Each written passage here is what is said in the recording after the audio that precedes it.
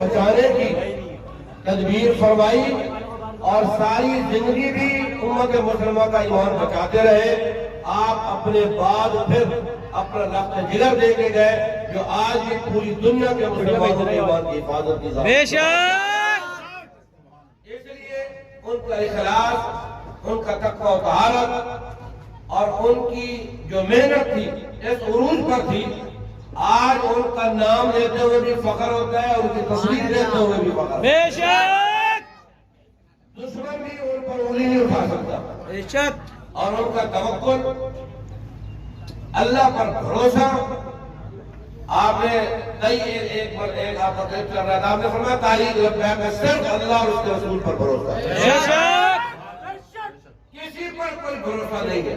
پوری دنیا کفر کے سامنے تنے پر آ کھڑی ہوئی ہے، کسی کے ساتھ ملنے کی بھی ضرورت نہیں ہے، کسی کے ساتھ ہمیں اتحاد کی ضرورت نہیں ہے۔ کارکن ہر قسم کی باتیں سن کے پریشان نہ ہوا کرے۔ آپ کے قائد وہ ہے، اس وقت 23 سالہ نوجوان ہونے کے باوجود پوری دنیا کفر انہیں جھکا نہیں سکی۔ پورا زور لگایا، پہلے ہم سنتے تھے حضرت مجدد پاک رحمت اللہ تعالیٰ علیہ، شیخ مجدد رحمت اللہ تعالیٰ علیہ استاد فرماتے تھے 40 پہلوان زور لگاتے رہے، آپ کی گردن کو جھکا نہ سکے۔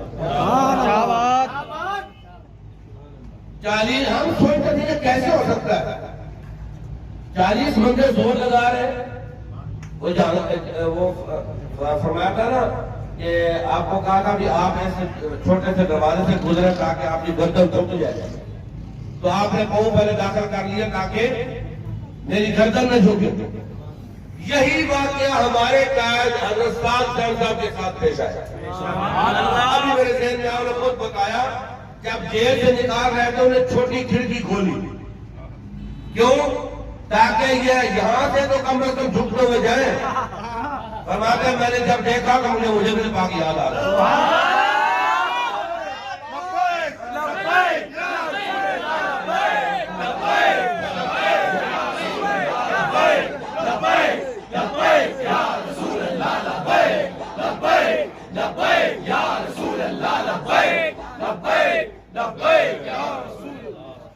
فرماتا ہے میں کھڑا ہو گیا، میں نے کہا اس دروازے کو چھوڑو، کھڑکی بند کرو، بڑا دروازہ کھولو، اور ایسے میں نے زور سے کہا انہوں نے جلدی سے کھول دیا۔ سبحان اللہ! بھائی ہمارے لیے کتنی فخر کی بات ہے۔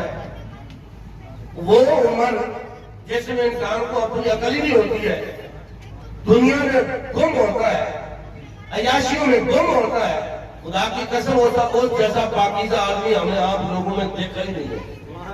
ہم تو مانے تھے استاد صاحب کی غیرت کا نشان ہے، استاد صاحب کی جرت کا وہ نشان ہے، وہی خون ہے، وہی غیرت ہے، وہی پاکیزگی ہے۔